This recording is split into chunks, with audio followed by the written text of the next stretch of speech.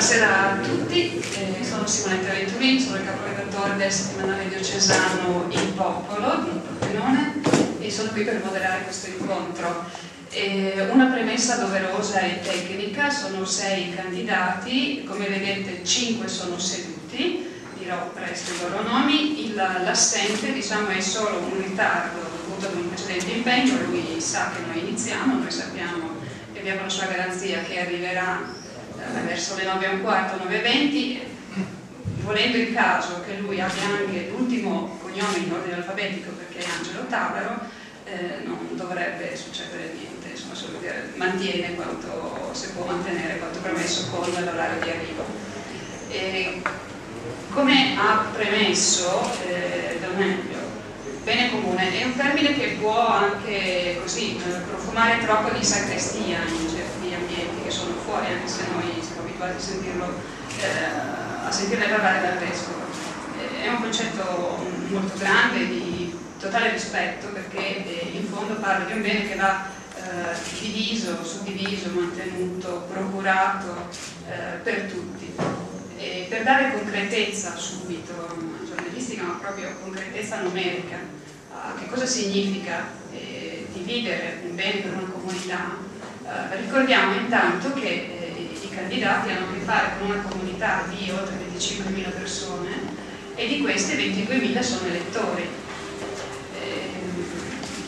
Sono cifre da tenere presente molto bene, 22.000 elettori.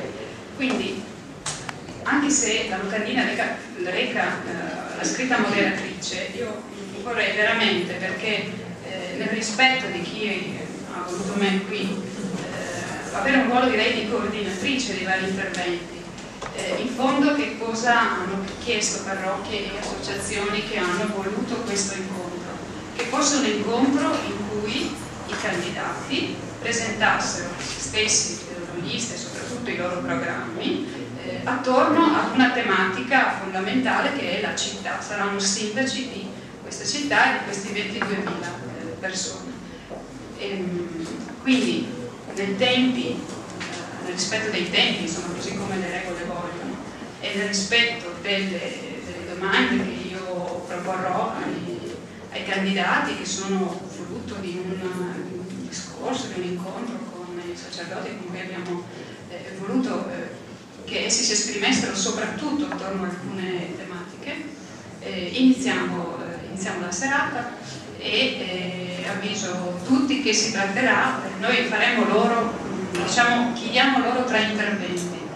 Il primo è più ampio nel tempo, diciamo 5 minuti a testa, e io li chiamerò semplicemente per nome, loro sceglieranno di raccontarsi, dire ovviamente lo slogan della loro lista, i partiti di supporto o lista civica che si tratti, e soprattutto un programma attorno a che cosa?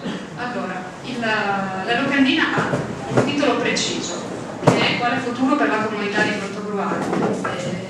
Tendenzialmente vogliamo cercare di capire quale sarà la città che loro vorranno cercare di raggiungere, insomma, se saranno prescelti. Ecco, lasciando forse un po' da parte le polemiche che ci stanno anche in certi momenti, ma che a volte rischiano di far venire a galla solo la schiuma e non la sostanza, per scegliere un candidato piuttosto che un altro bisogna conoscerlo, e per conoscersi bisogna parlarsi e quindi ascoltarsi.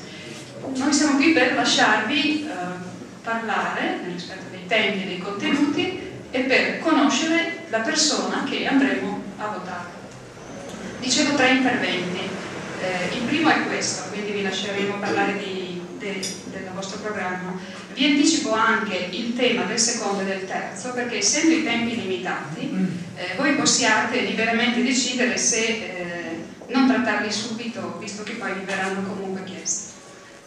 La seconda domanda, la seconda e la terza domanda avranno tempi velocissimi di circa 2 minuti a testa, anche perché siete 6 e la matematica farebbe arrivare ad orari notturni molto così, di scarsa attenzione. La seconda domanda verterà sulla situazione economica, la terza sulla questione di sicurezza Quindi la prima domanda, diciamo, presentate voi la vostra lista, il vostro programma, nell'ottica di far capire a chi vi voterà quale sarà la città di Portogruaro nei prossimi anni. Vi chiamo per nome io, cominciamo in rigoroso ordine alfabetico questa tornata, lo invertiremo nelle successive.